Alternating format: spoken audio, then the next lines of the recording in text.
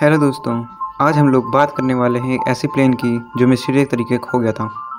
तो ये बात है 8 मार्च 2014 की। समय था 12:40 में। मलेशिया की कुआलालंपुर से बोइंग 777 उड़ान भरता है और उस प्लेन में कुल 227 पैसेंजर्स और 12 क्रू मेंबर्स थे। ये प्लेन नॉर्थ ईस्ट की ओर बढ़ रही थी और करीब 40 मिनट बाद ये मलेशिया के स्पेस एयर को भी क्रॉस कर जाती है। और उसी टाइम उस प्लेन के लिए captain Zaheri Ahmed Shah good night बोलते हैं और उन्हें ये पता नहीं होता है कि वो उनकी आखिरी गुड नाइट है। प्लेन में कुछ ही मिनट बीते होंगे कि वो प्लेन में एटीसी से पूरा संपर्क टूट जाता है और वो प्लेन रेडार से गायब हो जाता है। वहाँ के स्टाफ्स लगे रहते हैं उस प्लेन से कांटेक्ट करने के लिए, पर उस प्लेन का कोई भी सिग्नल नहीं आता है। और ऐसी बेकार किस्मत सिर्फ MH370 की ही थी। उस प्लेन का रेडार से गायब होना एटीसी को तब पता चला जब वो 5 घंटे तक एटीसी के रेडार में भी नहीं था।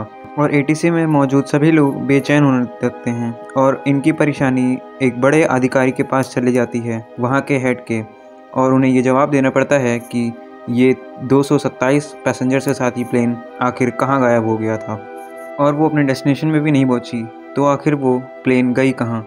तब तक 24 घंटे का भी समय बीत चुका था और ये खबर दुनिया में पूरी आग की तरह फैल जाती है और दुनिया भी हिल चुकी थी, क्योंकि वो प्लेन इतने सारे पैसेंजर्स के साथ आखिर गायब कहाँ हो गया था।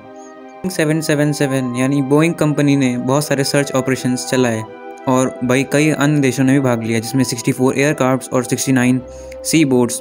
और मैं बता दूं, सारे मिलकर साउथ चाइना सी को खोज मारे और सारे लोग उसी दिशा में ढूंढ रहे हैं कि अगर वो क्रैश हुआ तो उसके मलबे ज़रूर मिलेंगे, क्योंकि विमान में ऐसी बहुत सारी चीज़ें होती हैं जो पानी में ऊपर फ्लोट करती हैं।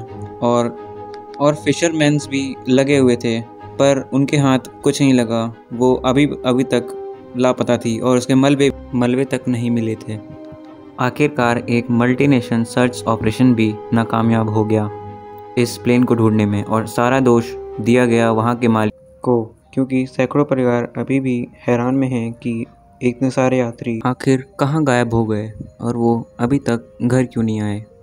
रिसर्चर्स टीम ने वहाँ के सारे रिकॉर्ड्स चेक किए थे कि वो प्लेन कहाँ कहाँ और कैसे कैसे गया, और जांच करते करते उन्हें एक ऐसा सुराग लगा जो हो सकता है इस प्लेन से कुछ जुड़ा हुआ हो।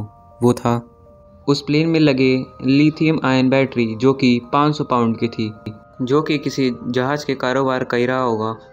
एक्सपर्ट्स की राय थी कि ज़रूर ये बैटरी ब्लास्ट हो गई होगी, यानी इसमें आग लग गई होगी और वो आग ने पूरे प्लेन को अपने चपेट में ला दिया होगा, क्योंकि कई बार देखा जा चुका है कि इस बैटरी के चलते आग लग गई हो।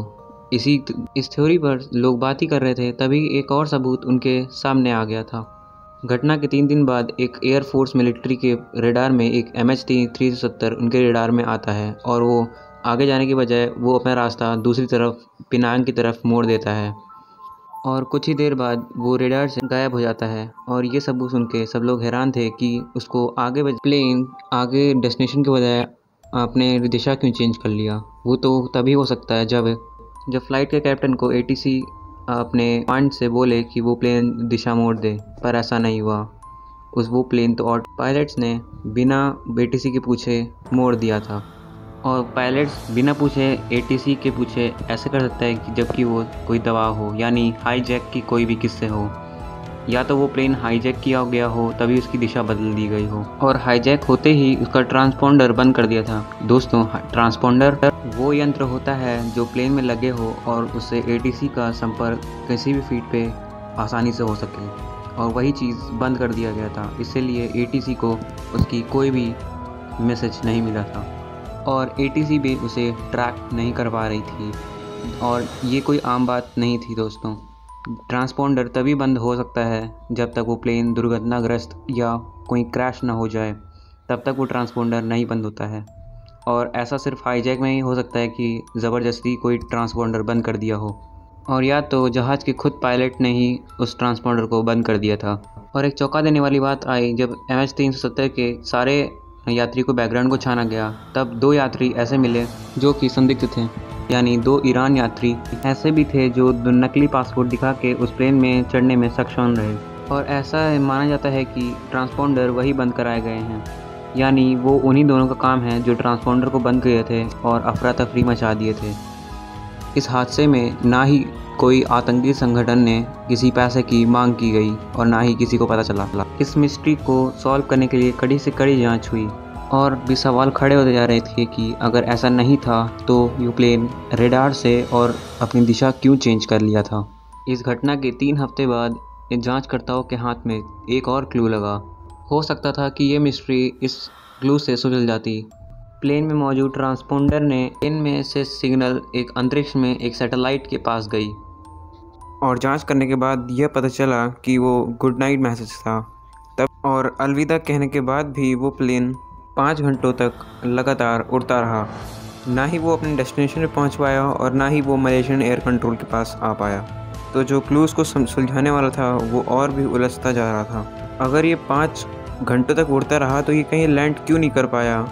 अगर ये कोई दुर्घटनाग्रस्त हुआ था तो वे कहीं नहीं मिले, ऐसा क्यों? और तब भी इस क्लू को हल्के में नहीं लिया और उस सैटेलाइट के बताए गए प्लेस यानी वो जगह जहाँ से आई थी वहाँ की जांच पड़ताल शुरू कर दी गई, पर जांचकर्ताओं के हाथ में कुछ भी नहीं आया। सैटेलाइट के अनुसार साउथ चाइना सी को माना गया, पर वो इंडियन ओशन बन चुका था।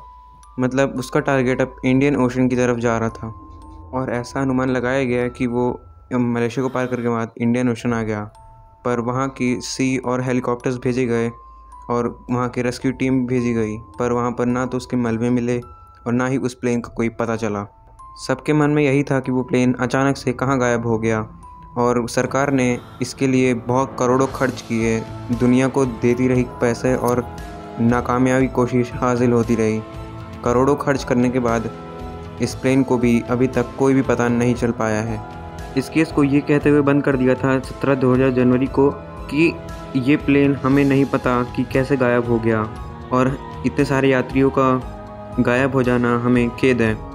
उसके गायब हो जाना और क्या पता उसके अंदर जो लोग थे वो लोग मर चुके हैं या ज़िंदा हैं, अभी तक नहीं लगा। तो दोस्तों ये था इस प्लेन की मिस्ट्री और इस प्लेन की मिस्ट्री आज तक कोई भी नहीं सुलझा पाया है। आपको क्या लगता है, ये प्लेन हाईजैक हुआ था या तो कोई दुर्घटनाग्रस्त हुआ था? अगर हाईजैक हुआ था तो इसकी मलबे या इस प्लेन का कहीं पता क्यों नहीं चला? और अगर ये दुर्घटनाग्रस्त हुआ था तो इसके मलबे हमें क्यों नहीं मिले? तो ये सारी 3 मिस्ट्रीज़, और होप करता हूँ कि आपको वीडियो अच्छी लगी होगी और इस बारे में आपको क्या कहना है नीचे कमेंट ज़रूर बताइएगा। और हाँ, थैंक्स फॉर वॉचिंग और अगली वीडियो के लिए प्लीज़ कमेंट करें। Thanks for watching, meet you in next video. Like और शेयर ठोक दीजिए, महाकाल का दबा के लाइक और शेयर ठोक दीजिए। खत्म, bye bye, tata, good bye, गया।